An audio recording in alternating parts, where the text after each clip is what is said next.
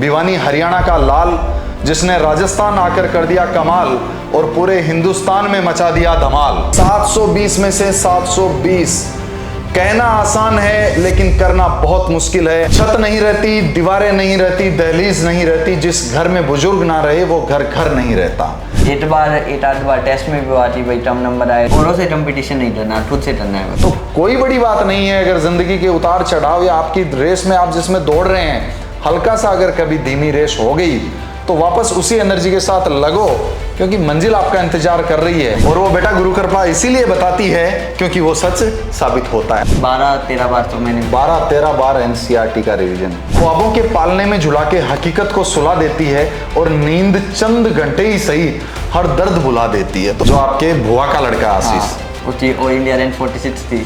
तो अब मुझे तो इतना याद नहीं है, पर बचपन में मैंने तय दिया और टी रैंक तो मैं बीट करूंगा। तो अगर तो सीटर आ रहा है तो मेरी डिटरमिनेशन दूर पाई है। वो तो आज पूरा ऑल इंडिया टॉप कर रहे हैं, बहुत अच्छा लग रहा है। तो एक माँ बाप ने जितनी खुशी हुए भी कई गुना ज्यादा खुशी दादा दादी ने हुए। पोतो जब व्याज पर मैं मूर्ति व्याज पर 1 नंबर तो कम छोड़ देते किसी के लिए। 1 नंबर छोड़ नहीं सकती ना। एक बार पेपर में कहीं अटक जाओ तो पानी पियो और फिर से शुरू हो जाओ और नीट टॉप पढ़ दिया मैं। आप सभी को नमस्कार।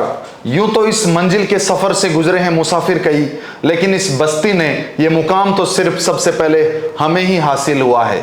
जी हां, मैं बात कर रहा हूं इन शब्द भावों की, सौरभ की। कौन है सौरभ? 5 मई 2024 को नीट यूजी का पेपर होता है और कुछ दिन बाद में एनटीए अपनी आंसर की रिलीज करता है, ओमार सीट रिलीज करता है। उस वक्त शिक्षा नगरी सीकर में एक नाम चारों तरफ सुनाई पड़ता है, सौरभ सौरभ सौरभ। हर कोई जानना चाहता है कि आखिर सौरभ ने किया क्या है। जी हां, आज मेरे साथ में है सौरभ, भिवानी हरियाणा का लाल, जिसने राजस्थान आकर कर दिया कमाल और पूरे हिंदुस्तान में मचा दिया धमाल। ये है सौरभ। शिक्षा नगरी सीकर जो सपना देखा था, शिक्षा नगरी सीकर से जुड़ा हुआ हर एक वो नुमाइंदा जिस सपने को देखता था, उस सपने को हकीकत में जीने का हमें एक गौरव और गर्व महसूस करवा रहा है सौरभ। जी हां, नीट यूजी 2024 में परफेक्ट स्कोर 720 आउट ऑफ 720, 720 में से 720। कहना आसान है लेकिन करना बहुत मुश्किल है, और ये सबसे बहुत मुश्किल और कठिन काम करके दिखाया है गुरु कृपा कैरियर इंस्टीट्यूट सीकर के विद्यार्थी सौरभ ने क्लास 12 के साथ में। तो आज हम बात करेंगे सौरभ से। सबसे पहले तो सौरभ, आपको ढेर सारी बधाइयां, बहुत बहुत शुभकामनाएं इस बड़ी उपलब्धि के लिए। धन्यवाद। सबसे सबसे पहले तो मैं आपसे जानना चाहूंगा कैसा महसूस हो रहा है 720 में से 720 ऑल इंडिया टॉपर्स में अपने आप को खड़े कर पाना? बहुत ज़्यादा खुशी हो रही है मुझे कि मैंने इतना अच्छा स्कोर अचीव किया है। 720 पूरा परफेक्ट स्कोर आया है मेरा, और दूरटीपा में भी फर्स्ट टाइम ये स्कोर आया है, तो इसके लिए मुझे और भी ज़्यादा खुशी हो रही है। गुरु कृपा नहीं सौरभ, शिक्षा नगरी सीकर में ये पहली बार हुआ है और ये इतिहास आपने यहाँ का रचा है कि 720 में से 720 आप कंप्लीट स्कोर है वो करने जा रहे हैं। तो ये खुशी मैं समझ सकता हूँ, मैं महसूस कर सकता हूँ सौरभ की। और सौरभ के साथ में दादी जी हैं, उनकी खुशी शब्दों में बयां सौरभ नहीं, इसकी जगह अगर कोई भी हो तो शब्दों में बयां नहीं की जा सकती, ये बस महसूस की जा सकती है। जो आज पूरा सीकर महसूस कर रहा है, पूरा शेखावाटी महसूस कर रहा है, पूरा राजस्थान महसूस कर रहा है और पूरा हरियाणा महसूस कर रहा है, क्योंकि सौरभ ने ऑल इंडिया टॉपर्स में अपनी जगह बनाई है। और सौरभ के साथ में है सौरभ के दादी जी, कि छत नहीं रहती, दीवारें नहीं रहती, दहलीज नहीं रहती, जिस घर में बुजुर्ग ना रहे वो घर घर नहीं रहता। लेकिन सौरभ के दादी जी कहते हैं कि दादा दादी का और नाना नानी का एक बहुत अलग जुड़ाव अपने पोता पोती और दोता दोती से रहता है। लेकिन यहाँ तो दादी जी के लिए कह सकते हैं कि केवल दुआएं ही नहीं, सौरभ में जब इस सफ़र में हल्की बहुत कभी सर्दी जुकाम भी हुई है तो दुआओं के साथ में दवा देने का काम भी दादी जी ने ही किया है। ये मैं इसलिए कह रहा हूँ क्योंकि सौरभ के साथ में 2 साल तक सौरभ के दादी जी ने यहाँ रह के इस बच्चे को गुरु कृपा में पूरी गाइडेंस दी है, जिससे ये बच्चा ये मुकाम हासिल कर पाया। साथ ही एक बड़ी और उपलब्धि कि आप ही के दोता और दोती भी गुरु कृपा से डॉक्टर बन के निकले हैं, ऑल इंडिया अच्छी रैंक अचीव करके निकले हैं। तो आइए अब हम इस चर्चा को आगे बढ़ाते हैं, सौरभ से जानते हैं। सबसे पहले बेटा आप मुझे ये बताइए कि ये जो इतनी बड़ी खुशी है 720 में से 720, मैं तो बार बार बोल रहा हूं तो भी मुझे ये लग रहा है कि एक सपना सा सच हो रहा है और आपने ये हासिल किया है। क्या आपने कभी सोचा था कि मुझे केवल ड्रीम एक डॉक्टर बनने का था, या फिर इस लेवल का भी आपने कभी ड्रीम पाला था, या इससे ख्वाब आपने देखे कि मुझे 720 में से 720 लाने? सोचा तो नहीं था, मतलब 720 था तो नहीं सोचा था, एक अच्छे स्टोर का सोचा था कि भाई अच्छा स्टोर आ जाए तो मुझे अच्छा मेडिटेट वाइज मिल जाए। और अब नीट का पेपर थोड़ा फेवर में आ गया, किस्मत ने साथ दे दिया तो 720 भी अचीव ही हो गए। किस्मत भी बेटा उन्हीं की साथ देती है जो मेहनत करते हैं बराबर। 720 में से 720 आपका आना, आप कह रहे हैं सोचा तो नहीं था, लेकिन एक अच्छा गवर्नमेंट मेडिकल कॉलेज मिल जाए। तो मैं आपसे जानना चाहूँगा कौन सा आपका ड्रीम मेडिकल कॉलेज है? कौन से कॉलेज की आपके सपने थे कि ये मुझे कॉलेज अलॉट हो जाए? क्या ड्रीम है आपका? ड्रीम तो यही था कि भाई अगर में ये तो इंडिया का बेस्ट कॉलेज मिल जाए, पर ये था कि भाई अब कंपटीशन ज़्यादा बढ़ गया था तो कम मार्क्स में नहीं मिलता, और अब किस्मत से 720 आ गए तो एम्स दिल्ली मिल जाएगा। एम्स दिल्ली आपका ड्रीम कॉलेज है। हाँ। तो सौरभ अपने ड्रीम कॉलेज से बस कुछ ही कदम दूर है। आने वाले टाइम में डॉक्टर सौरभ तो बोल ही सकता हूँ, कहाँ दिक्कत है। ऑल इंडिया टॉपर्स में बड़ा अच्छा लगता है हमें भी जब सौरभ, हमारा कल तक सौरभ था और आने वाले कल का डॉक्टर सौरभ है, वो भी ऑल इंडिया टॉपर्स में। तो सौरभ, आपने गुरु कृपा में कब आपका सफ़र शुरू किया? सबसे पहले मैं चाहूँगा गुरु कृपा में सफ़र की शुरुआत करें, उससे पहले आप थोड़ा सा मुझे ये बताएं कि आपके परिवार में कौन कौन है, आपकी पारिवारिक पृष्ठभूमि क्या है, आपकी स्कूली शिक्षा कहाँ से हुई है, यानी आपके जन्म से लेके गुरु कृपा की दहलीज तक जब आप पहुँचे वहाँ तक का सफ़र आप थोड़ा सा मुझे बताएं, ताकि सबको पता चले कि कहाँ से ये हीरा जो निकला है गुरु कृपा में, जो आज चमक रहा है, ये गुरु कृपा के माध्यम से आने वाले कल में पूरे इंडिया में चमकेगा, ये हीरा निकला कहाँ से? गुरु कृपा तक पहुँचने के पीछे का सफ़र क्या रहा है, ये सौरभ आपको बताएगा। मैं हरियाणा से हूँ, ये तो पता ही आपको, भिवानी जी रुआरू से तहसील से बिलोंग करता हूँ मैं। तो हमारी फैमिली, ये जॉइंट फैमिली है हमारी, 10 सदस्य हैं हमारे घर में। मेरी दादी है, मेरे पापा और हैं, 2 भाई हैं, मेरी मम्मी और हैं, हम 5 भाई बहन हैं, मैं सबसे छोटा हूँ उनमें।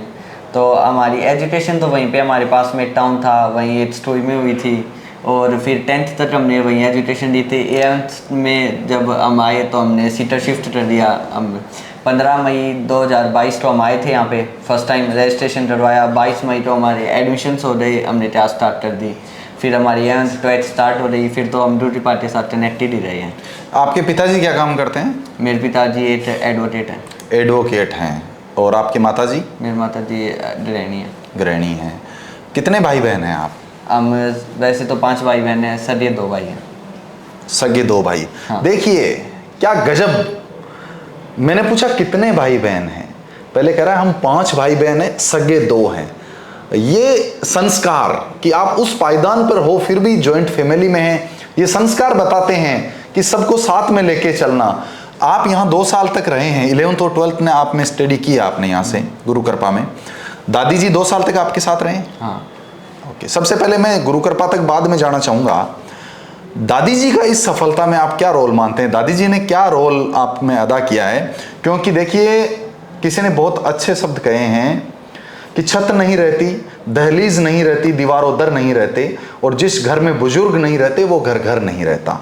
तो यहाँ तो दादी जी का एक बहुत बड़ा रोल है, क्योंकि दादी जी ने दुआएं भी दी हैं, और कभी कभी थोड़ी बहुत सर्दी जुकाम तो लगी होगी तब दवा भी दादी जी नहीं दी है। तो ये दादी जी तो बहुत एक तरह से आइडियल है, और हर एक दादा दादी, हर एक नाना नानी का एक विशेष लगाव और विशेष जुड़ाव अपने पोता पोती और दोहता दोहती से होता है। और दादी जी में जिक्र में नाना नानी का और दोहता दोहती का भी साथ में इसलिए कर रहा हूँ क्योंकि आप आज एक दादी की भूमिका में हमारे साथ बैठे हैं, और 2 साल पहले आप एक नानी की भूमिका में थे जब आपके दोहता दोहती यहाँ से डॉक्टर बन के निकले। तो आप दादी के बारे में क्या कहना चाहेंगे? मोस्ट इम्पोर्टेंट मोटिवेशन रहा है एक तरीके से, मतलब ये टीचिंग तो है कि भाई ये तो कोचिंग वाइटर होते हैं, पर घर पर रहना और घर के काम, हम 2 भाई रहते थे यहाँ पर। तो मेरा भाई भी जाता, मैं भी, दोनों कोचिंग कर रहे थे, वो मैट्रिक से कर रहा था, मैं यहाँ पे ड्यूटी पा में था। तो 2 बच्चों का काम, और उम्र दराज भी है, दिख ही रहा है आपको, फिर भी हमारा इतना काम हो जाता है, टाइम से उठाना, हमसे पहले उठना, काम करना, खाना रेडी करना, सारे काम इन्होंने किए हैं। थोड़ी मेरी मेडिकल कंडीशन भी थोड़ी वीक रहती तो भी इन्होंने बहुत मदद की है क्योंकि यही थे हमारे तो। मतलब दवा की जरूरत आपको पड़ी है और वो दवा हर वक्त दादी आपके लिए तैयार लेके खड़े रहे कि हाँ। लो सौरभ लो दवा। क्या मेडिकल क्या मतलब क्या रहती थी आपको मेरे जरूरत? थोड़े पेट में दिक्कत रहती है, पेट में थोड़ा दिक्कत। डाइजेशन वीक है मेरा। डाइजेशन वीक है। हाँ। ओके, तो सौरभ ने दादी जी का बहुत बड़ा रोल बताया है। दादी जी राम राम शाह, राम राम राम राम। कशोक लाग रहे है पोतो आज पूरा ऑल इंडिया टॉप कर रहे बहुत है, अच्छा लग रहा है। बहुत अच्छो लाग रहे है। कदे यहाँ मतलब 2 साल तक जो यहाँ वो बता रहे हो हाँ। सौरभ कि मैं कदे कदे तबीयत थोड़ी नासाज खराब रहती या दादी मेरी सहायता करती। हाँ, बहुत रहती इसकी 2-3 वर्ष बहुत हुई थी।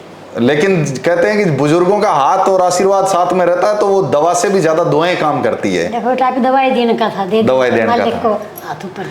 आपके पहले यहाँ से दोता दोती भी सिलेक्ट हुए हैं, डॉक्टर बने। हाँ दूता दूती है ऐसा। तो जब सौरभ को सीकर लेके आप आए तब आपके ये मन में था क्या कि सौरभ भी डॉक्टर बन के निकलेगा? देखो आशीष ने बताई थी लेकिन लिखट जाए ना और बाकी बन के आऊँगा। बन के आवेगा, आशीष ने बताई थी। हाँ, आशीष आपका दोता, आशीष आपका दोता। दोता। क्या कहा आशीष ने? कहीं ना घर का काम नहीं चल रहा ना, लेकिन तो सिकर चली जा। सीकर चले जा और गुरु कृपा में जाइए। गुरु कृपा में जाइए। बिल्कुल, तो गुरु कृपा में तो आपको ये है कि पता है कि हाँ सौरभ वहां जाएगा हाँ। और आपके पास है तो बढ़िया डॉक्टर बन के ही निकलेगा। हाँ। लेकिन केवल डॉक्टर के साथ साथ तो इसने तो पूरे भारत में टॉप कर दिया। तो अब तो एक वो मतलब बहुत एक खुशी, क्योंकि मूल ना ब्याज प्यारे हो रहे गाँव में, गाँव ढाणी में कहावत चाले। हाँ। तो एक माँ बाप ने जितनी खुशी हुए भी कई गुना ज्यादा खुशी दादा दादी ने हुए। पोतो जो ब्याज पर मैं मूर्त ब्याज पर प्यार है ना। हाँ, घर तो आज ये गर्व हो रहे हो कि भाई अपन घर छोड़ के इतनी दूर आया और सौरभ आज पूरा देश में नाम कमायो है। हाँ। तो खटे न खटे 2-4 साल मन लागे, उम्र भी बढ़ गई थी। हाँ मेरे को कितनी- देखो कितनी बताओ कितनी उम्र होगी? दादा को तो खूब बताओ खूब बढ़ावेगा। हाँ। जब देखो जका के घर में यान का बच्चा पैदा हो जाए है, जका दोता दोती डॉक्टर बनया है, आज वो बड़े यूं छोटा भाई बहन है वे भी और आगे बढ़ेगा। ये सब छोटा सबसे छोटा यही है। तो इसने सबसे लास्ट में सबसे छोटा है, इसने ऐसा चौका मारा है कि 5-7 साल आपकी उम्र इसने बढ़ा दी। हम बढ़ा दी। तो ये हैं सौरभ के दादी जी। इनका कहना है आशीष यहाँ से पहले मेरा दोता है वो डॉक्टर बन के निकला और फिर इनके परिवार से इनकी दोती भी डॉक्टर बन के निकली। और जब ये प्रेरणा मिली तो 10th पास आउट होने के बाद में 11th के लिए सीधा सौरभ को लेके आ गए गुरु कृपा कैरियर इंस्टीट्यूट सीकर। खुली आंखों से सपने देखे और उन सपनों पे, आशाओं पे और आकांक्षाओं पे गुरु कृपा कैरियर इंस्टीट्यूट 100% खरा उतरा। 100% क्यों? क्योंकि सौरभ ने तो 1 नंबर की भी गुंजाइश कहीं छोड़ी ही नहीं है। 720 में से 720 पूरे ही ला रहा है।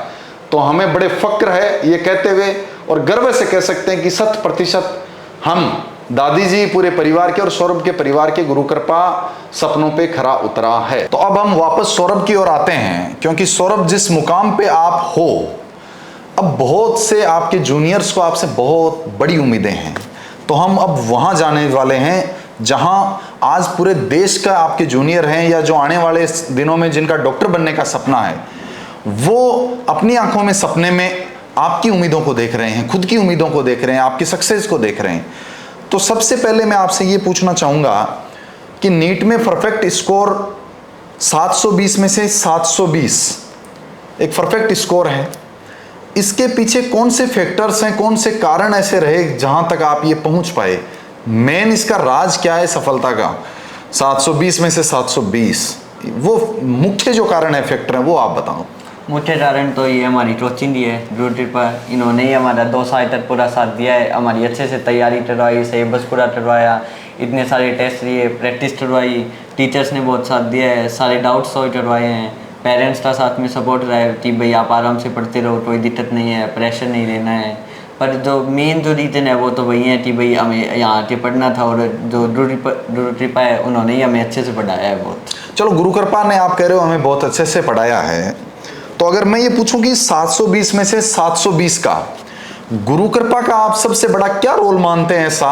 कौन सा ऐसा आप मोमेंट मानते हैं जिसकी वजह से ये आपने उपलब्धि हासिल की? एक अगर मैं पूछूं कि सबसे खास बात आपको गुरु कृपा की क्या लगी तो क्या सबसे कहेंगे? खास बात टेस्ट सीरीज यहाँ थी। टेस्ट सीरीज थोड़ा विस्तार से बताइए यहाँ की टेस्ट सीरीज के बारे में। इतनी शानदार टेस्ट सीरीज, इतने सारे टेस्ट शायद होते भी नहीं हों डीटीसी टोचिन में, कि आप एक साल में 150 के आसपास टेस्ट दे रहे हो, और वो भी आपको ये बर्डन भी फील नहीं हो रहा कि आज ये तो टेस्ट है, अगले दिन ये तो टेस्ट देना है। क्यों? इतना ही सिलेबस आता है, इतना टाइम देते हो आपको, आप आराम से पूरा कर सकते हो। आप इतने टेस्ट दे रहे हो, आपकी प्रैक्टिस इतनी ज़्यादा हो जाती है, 8 से 10 बार 12 बार आपका सिलेबस रिवाइज हो जाता है। तो आप टेस्ट दे रहे हो, 8 से 10 बार सिलेबस रिवाइज हो रहा है आपका, तो जो सबसे जो मेन फैक्टर है मुझे वो रहा है यहाँ की टेस्ट सीरीज है। सौरभ का कहना है कि हर जीत के पीछे एक स्ट्रेटेजी होती है, और अगर इसको अपन समराइज करें, सौरभ ने जो बातें बताई, तो इस जीत का और बड़ी जीत का श्रेय है गुरु कृपा की स्ट्रेटेजी, जो सौरभ ने अपने ऊपर कंप्लीटली फॉलो किया, और आज सक्सेस के पायदान पर जिस पे आज देख रहे हैं वहां सौरभ पहुंचा है। आपने अभी बीच बीच में ये कहा कि मैं कभी इस चीज में हमने तनाव महसूस नहीं किया, डिप्रेशन।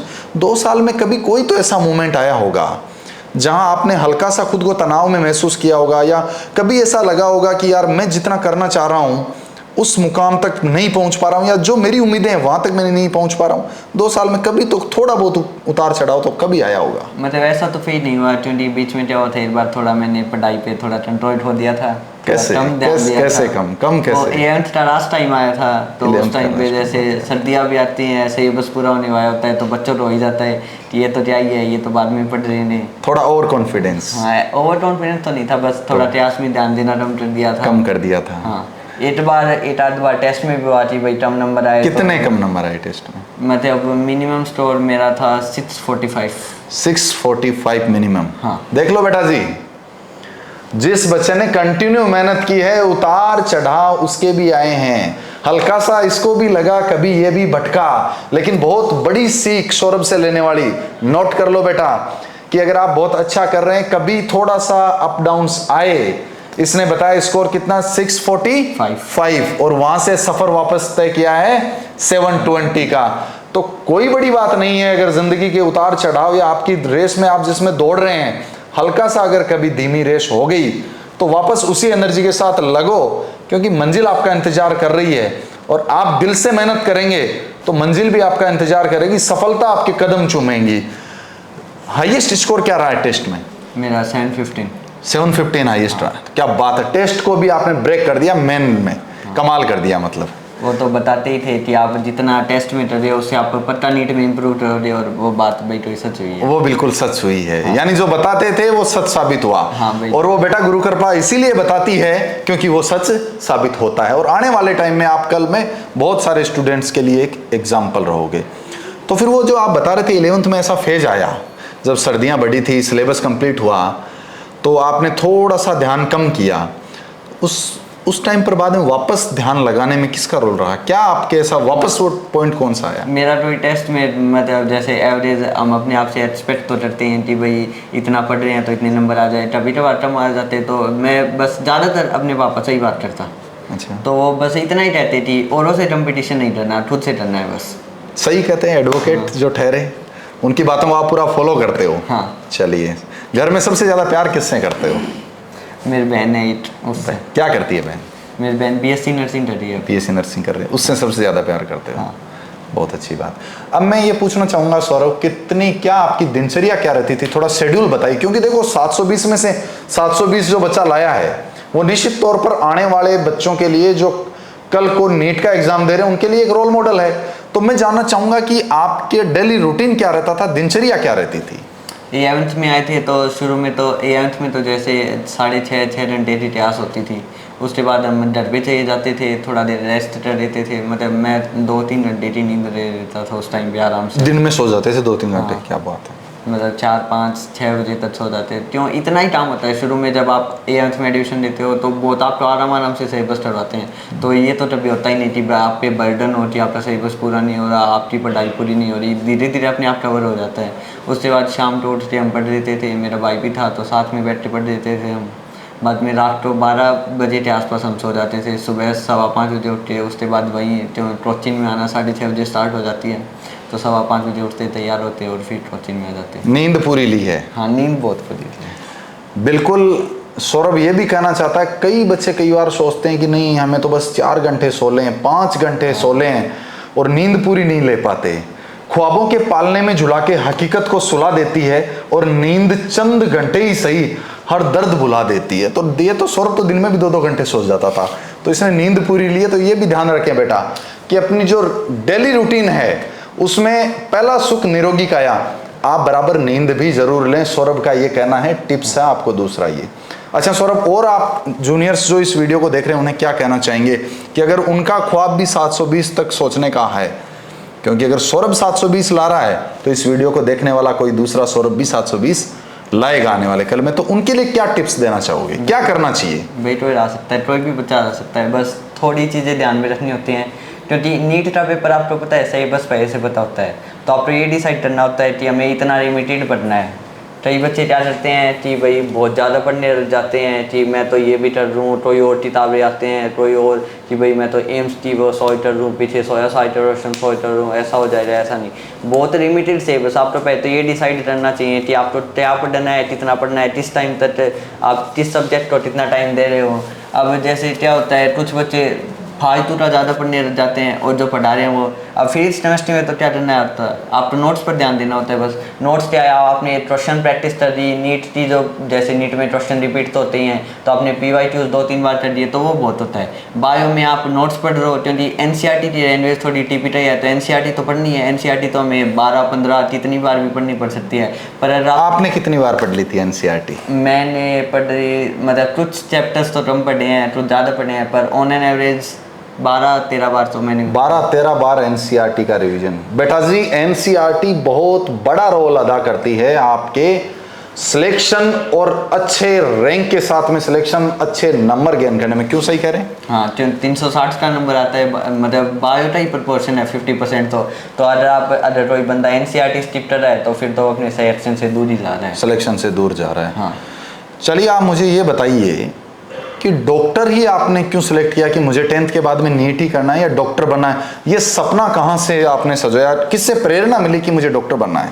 मतलब मेरी जो जर्नी है वो थोड़ी अलग है। मैंने 10th तक थोड़ी अलग, वही तो जानना चाह रहे हैं, आपकी जर्नी तो जानना चाह रहे हैं हम। थोड़ी अलग नहीं, पूरी बताओ आप क्या जर्नी। डिसाइड ही नहीं किया था। डिसाइड ही नहीं किया था 10th हाँ। तक, फिर क्या हुआ? मतलब पता ही नहीं था कि भाई क्या करना है, तो फिर मैंने डिसाइड नहीं किया था, वो करना तो था ही, तो फिर फैमिली ने कहा कि भाई ये करो। किसने कहा फैमिली में? मतलब दादी पापा सभी कह रहे थे। वो मतलब मैं बच्चा था तब, मेरे भाई थे, जैसे ओ इंडिया रैंक 46 थी, आशीष थी उस टाइम पे, जो आपके बुआ का लड़का आशीष। हाँ, उसकी ओ इंडिया रैंक 46 थी। तो अब मुझे तो इतना याद नहीं है, पर बचपन में मैंने कह दिया और टी रैंक तो मैं बीट करूँगा। क्या बात है। आशीष बुआ का लड़का जो गुरु कृपा से ऑल इंडिया 46 रैंक लेके डॉक्टर बना। और सौरभ का कहना है कि मुझे पूरा तो याद नहीं है, लेकिन बचपन में मैंने ये कह दिया था जब उसके रैंक आई तब, हो सकता है आप 8th या 9th क्लास में पढ़ रहे होंगे उस टाइम। हाँ, इसी में पढ़ रहे थे उस टाइम। ये कह दिया कि इसकी रैंक को मैं क्रैक करूंगा। ये होता है हेल्थी कंपटीशन और चैलेंज अपने आप से लेना कि एक भाई से और आगे निकले। तो ये आपने सोचा उस समय। हाँ। ओके, फिर डॉक्टर बनने का आपको किसने कहा कि आपको डॉक्टर ही बनना है? फिर फैमिली ने बताया कि भाई, क्योंकि मैंने तो डिसाइड नहीं किया था और एम से बाद स्ट्रीम भी चूज़ करनी थी, तो फिर ठीक है डिसाइड कर दिया। ठीक है, अब सीटर जैसे मेरा भाई भी आ ही रहा था तो मुझे भी डाल दिया कि भाई तैयारी कर देते हैं नीट की। तो आशीष का कहना है कि ये भी ज़रूरी नहीं है कि आपने बचपन से सपना सजोया हो, बशर्ते ये है कि आप परिवार, अपने सोसाइटी, अपने इंस्टीट्यूट सबके अकॉर्डिंग अच्छे से आप चलें, अच्छी राय लें। और उसके बाद में अगर आपने सपने बचपन में नहीं सजोए तो सपने तो आदमी हर वक्त हर उम्र में देख सकता है और उन सपनों को सच भी कर सकता है। ये अच्छा रहा कि आपने 10th पास करते ही ये सपना देख लिया। आपको ये सोच के आए थे कि मुझे 12th के साथ ही सिलेक्ट होना है अच्छी रैंक के साथ? कहीं ये तो नहीं सोचा था कि 12th के बाद में मुझे 1 साल और तैयारी करनी? मतलब मुझे जो सबसे ज़्यादा नफरत है वो ड्रॉप से है। सबसे ज़्यादा नफरत है आपको इंडिविजुअली? हाँ। कि नहीं मुझे 12th के साथ ही सिलेक्ट होना? हाँ, ड्रॉप तो मतलब अगर कोई रिकमेंडेशन या एडवाइस भी दे तो मैं ड्रॉप तो कभी रिकमेंड नहीं करूँगा। अच्छा चलो आप ये बताओ, आपने 11th और 12th में जो तैयारी की उस समय कुछ मनोरंजन के लिए कि कुछ टाइम पास के लिए, जब स्टडी से ये लगा वो बर्डन हो रहा हो या कभी बोर हुए हो, तो कुछ ऐसा किया जिससे आपका थोड़ा बहुत आपने मन बहलाया हो, मनोरंजन के लिए कुछ किया? हाँ, हमारे जैसे फ़ोन तो था ही हमारे पास। कौन सा एंड्रॉइड फोन? तो नहीं था। कौन सा फोन था? एट नोकिया था, मतलब पुरानी मॉडल था एट। साथ लाए हो है? ना वो अब तो नहीं है। नहीं है। हाँ, पर उसमें हम गाने सुन लेते थे। उसमें गाने सुनते थे? कभी कोई रेडियो फेसबुक, सुनते थे। व्हाट्सएप, इंस्टाग्राम ये सब? ये कभी कभी बीच बीच में। कभी कभी। तो उसमें नोकिया वाला जो फोन है उसमें तो नहीं चलते सर? ना, उसमें तो नहीं चाहता था। तो फिर दादी का फोन लेते थे? ना, तो दादी के पास तो कीपैड फोन है। कीपैड फोन है। हाँ। ओके। और हमारे आपके पास आसपास रहते थे, साथ ही थे, तो उन एक आध बार उनसे एक आध बार उनसे लेके हाँ। कंटिन्यूटी नहीं चलती। तो बेटा आपको देखो सौरभ से ये भी मैसेज है कि आप व्हाट्सअप, इंस्टाग्राम, फेसबुक अपने ड्रीम जब तक आप नहीं अचीव कर पाते, एक कीपैड फोन सौरभ रखता था। और ऐसा भी नहीं है, वक्त के साथ चलना है, लेकिन हर चीज की एक लिमिट होती है। अति सर्वदा वर्ज्यते, अति हर चीज की बुरी है। सौरभ ने ऐसा नहीं है कि कभी भी व्हाट्सएप, इंस्टाग्राम, फेसबुक नहीं चलाया हो। इसने साल में एक दो बार चलाया है, लेकिन वो केवल एक बार चलाया और रख दिया, उसका आदी नहीं हुआ। ऐसा नहीं कि सुबह उठते ही चेक किया हो कि इंस्टा पे क्या रील आई है, क्या मुझे अपलोड करना है, क्या स्टेटस लगे। क्यों? क्योंकि अगर आपको अपना इस सोसाइटी में, इस देश में और अपने करियर में कुछ स्टेटस बनाना है, तो आपको डेली सुबह उठते ही स्टेटस देखना तो बंद करना पड़ेगा एक बार, कुछ दिन के लिए। कभी कोई मूवी वगैरह देखी है 2 साल में? शौक है? मूवी का काफी शौक है। कहाँ देखी? फोन पे। फोन पे देख लेते थे? कितने दिन से देखते थे? मतलब ऐसे ज़्यादा नहीं, मतलब ज़्यादा यूज़ नहीं करते थे फ़ोन का, बहुत लिमिटेड टाइम, आधा घंटा यूज़ कर दिया तो बहुत है एक दिन में, उससे ज़्यादा तो क्या ही। तो आधे घंटे में तो मूवी पूरी नहीं होती थी। वेब सीरीज देखता था। Web series? सबसे फेवरेट वेब सीरीज मतलब अब तक जैसे वेडनेसडे। क्या है उससे कुछ सीखा आपने, या केवल मनोरंजन के लिए, या उसमें से कुछ सीखा? एंटरटेनमेंट। केवल एंटरटेनमेंट के लिए आपने देखी। चले, अच्छी बात है। आप कुछ अपनी सफलता में कुछ दोस्त वगैरह भी आसपास में, जैसे मकान पे जहाँ आप रहते थे, कुछ दोस्त बना रखे थे आपसे जिनसे डिस्कस होता था? मकान पे तो ये है कि मुझसे कुछ तो सीनियर थे और जो और थे वो जूनियर थे। और जूनियर? मेरे साथ का कोई नहीं था, आपके साथ में कोई? पर एक इतिहास में जरूर था मेरा बहुत अच्छा फ्रेंड, जयेश शर्मा। ठीक है। हाँ। आपने अपनी बातचीत में ये कहा कि मैंने टेस्ट बहुत दिए हैं। जो गुरु कृपा ने टेस्ट कंडक्ट करो, वो कंप्लीट आपने टेस्ट दिए, कोई मिस किया है? मैं एक बार बीमार हो गया था बीच में। एक बार बीमार हो गए थे, बाकी कभी मिस नहीं किया? हाँ।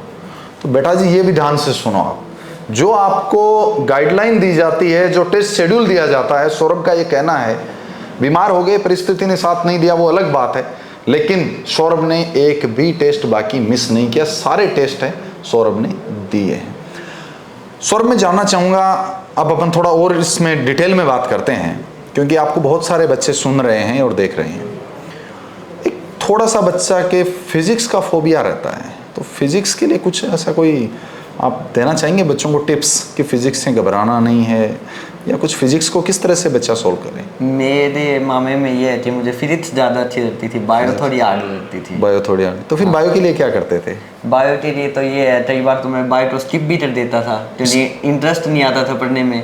फिर भी ये पता तो है ही कि भाई नीट में बायो ज़्यादा आने वाली है, तो वो पढ़ते तो थे ही। पढ़ते तो थे। हाँ, फिजिक्स केमिस्ट्री तो मैंने बायो के कंपैरिजन में बहुत ज़्यादा पढ़ी है। बहुत ज़्यादा पढ़ी है। तो लेकिन बायो में इंटरेस्ट कम था, बायो आपने पढ़ी, तो कभी ऐसे मन में ऐसे नहीं सोचा कि बायो में कम पढ़ रहा हूँ तो कहीं मेरे मार्क्स बायो में नहीं कम नहीं रह जाए, या फिर आप 1-2 दिन नहीं बाकी कवर कर लेते थे चीज़ों को? एनसीईआरटी में थोड़ा वो होता था कि भाई एनसीईआरटी में इंटरेस्ट नहीं आ रहा, एक बार पढ़ रही 2 बार क्या पढ़े, पर मैंने नोट्स जो है बायो के वो नोट्स बराबर ही पढ़े हैं फिजिक्स केमिस्ट्री के। वो बराबर ही पढ़े हैं? हाँ, जो लास्ट डीटीएस हुए थे हमारे, उससे पहले तक मैंने बायो के नोट्स हर पेपर में पढ़े हैं, हर पेपर में पढ़े हैं सारे नोट्स। ठीक है। तो सौरभ आप गुरु कृपा सेलेक्ट आपने की, इसमें यह है कि आपकी फैमिली से डॉक्टर्स यहाँ से, जैसे आपके बुआ का लड़का और लड़की वो दोनों डॉक्टर बने, उनके अलावा भी कोई आपके रिश्तेदारी में यहाँ से किसी बच्चे का सिलेक्शन हुआ है क्या, जहाँ से आपने पहले सुन रखा हो, या आशीष का ही सबसे पहले हुआ था? मैं तो बच्चा ही था, मुझे इतना तो नहीं पता, तो मुझे तो इंटर ही पता है। अभी बच्चे ही हो आप हैं? अभी भी बहुत बड़े नहीं हुए हो, बच्चे हो। मतलब उस टाइम पे तो इतना बच्चा था, मुझे याद भी नहीं है कि वो सीटर आए थे, इतना भी याद नहीं है। सीकर आए थे ये भी याद नहीं है। चलो अच्छा। तो अब कोई आपसे पूछे कि 720 में से 720 वाला गुरु कृपा का सौरभ, और कोई आपसे राय ले कि मुझे भी 10th पास आउट कोई स्टूडेंट की मुझे नीट क्रैक करना है, तो आप क्या उसे अपनी राय देंगे? क्या स्ट्रेटेजी रहेगी, क्या टिप्स रहेंगे, कहाँ जाना चाहिए, किस तरह से तैयारी करनी चाहिए, क्या चीज़ें फॉलो करनी चाहिए, वो आप बता दो। अब एक चीज़ तो ज़रूरी है क्योंकि बच्चे अपने पास का पेस देखते हैं, तो अगर कोई सीटर आ रहा है तो मेरी रिकमेंडेशन डू ट्रिपाई है। गुरु कृपा ही है। हाँ। और गुरु कृपा की सबसे खास बात जो बच्चे को फॉलो जरूर करनी चाहिए, वो इसकी टेस्ट और इसकी इस- टेस्ट जो भी सीरीज। बात आपको बताई जा रही है वो मतलब शेड्यूल आपको अपने आप से बनाने की ज़रूरत है ही नहीं बिल्कुल भी। केवल फॉलो करो। हाँ, सिर्फ फॉलो करना है, वो अपने आप बता देते हैं कि भाई आपको इस टाइम पे ये करना है। अब बच्चों को ये भी नहीं सोचना कि मैं आज ये पढ़ूँ, अपने आप तैयार रहता है कि भाई आज ये पढ़ना है। बच्चे को तो बस करना है। हाँ बस। सोचने का काम गुरु कृपा करेगी। हाँ, पूरा। उसको करना बच्चों को है। हाँ। और आपने उसको हुबहू किया है। हाँ। और तब आज आप इस मुकाम तक पहुंच गए हैं। अच्छा ये बताइए आप मुझे कि पेपर से जब बाहर निकले तो कब आपको लगा कि मेरे 720 में से 720 पूरे बन रहे हैं, कंप्लीट सही हो रहे हैं, कब फील हुआ ये? मतलब एक्सपेक्टेशन तो थी, एक दो क्वेश्चन में डाउट था, फिजिक्स के एक क्वेश्चन में ज़्यादा डाउट था, बाकी तो नॉर्मल ही क्वेश्चन थे। बाद में शाम को आंसर टीनीट आई थी तो मैथ्स किया था, तो उसके अकॉर्डिंग तो 720 बन ही रहे थे। फिर क्या लग रहा है ऐसे, मतलब इस अचीवमेंट के बाद में फैमिली में जो पापा हैं, मम्मी हैं, भाई बहन हैं, या फिर और जो रिश्तेदार हैं, वो सौरभ को थोड़ा सा दूसरी नज़र से देख रहे हैं या उसी नज़र से देख रहे हैं? ना ऐसे तो पेपर ही तो था एक, अभी पेपर ही तो है तो नॉर्मल ही, बस खुश बहुत हैं। खुश बहुत मेरे बुआ भी बहुत ज़्यादा खुश हैं। आशीष के मम्मी? हाँ बहुत ज़्यादा। यही तो बात है, आपने काम ही ऐसा किया कि हर किसी को नाज है। गुरु कृपा को नाज है आप पे, पूरी शिक्षा नगरी सीकर को नाज है, क्योंकि आपने शिक्षा नगरी सीकर के माथे पे जो एक सपना था उसको साकार करके स्वर्णिम अक्षरों में अपना नाम परफेक्ट स्कोर 720 में से 720 एक इतिहास में अमिट शाही से लिख दिया है, जिसको अब कोई तोड़ तो नहीं सकता, बराबर वहां पहुंच सकता है। तोड़ने वाला जैसा तो आपने छोड़ा ही नहीं। एक नंबर तो कम छोड़ देते किसी के लिए? एक नंबर छोड़ नहीं सकते ना। छोड़ नहीं सकते, वो छूटते तो ये गुनाह कर नहीं सकते, क्योंकि हमारा भी तो सपना है। सही कह रहे हो। अब अपन इस इंटरव्यू को कंक्लूड करते हैं और अपन एग्जाम के दिनों में चलते हैं। एग्जाम से ठीक 1 महीना हर कोई बच्चे के लिए इंपॉर्टेंट होता है, हर एग्जाम के लिए, और ये तो बहुत इंडिया का बड़ा एग्जाम है। तो एग्जाम से 1 महीने पहले की आपकी क्या स्ट्रेटेजी थी, क्या आपकी रिवीजन की प्लानिंग थी, क्या आपके टेस्ट की डीटीएस की प्लानिंग थी, वो आप थोड़ी हमें बताएं। 1 महीने पहले तक तो मैं वेट ही कर रहा था कि नीट अब आ जाए, अब आ जाए। उस 1 महीने के टाइम का वेट हो रहा था। हाँ बहुत ज़्यादा ये हो रहा था कि भाई नीट हो जाए, बहुत जल्दी हो जाए, क्योंकि सिलेबस भी पढ़ लिया था तो एक तरीके से कॉन्फिडेंस भी था। तो उस टाइम पे तो टेस्ट हो ही रहे थे हमारे, डीटीएस चल रहा था, तो वो टाइम तो निकल गया धीरे धीरे। हाँ 3 तारीख को हमारा लास्ट टेस्ट था, नीट से पहले का जो लास्ट टेस्ट था, उस दिन थोड़ा वो टेस्ट भी हम देते आए। 4 तारीख को थोड़ा ऐसा लगा भाई थोड़ी टेंशन हुई इस बार, तो थोड़ी कि टेंशन, भाई कल पेपर है, कल पेपर है। रात को थोड़ी टेंशन और ज़्यादा हो रही। नींद तो आ गई थी रात को? नींद आई, ज़्यादा देर नहीं आई, मतलब थोड़ी आई। मैं 1 बजे 1:30 बजे सोया और 6 बजे।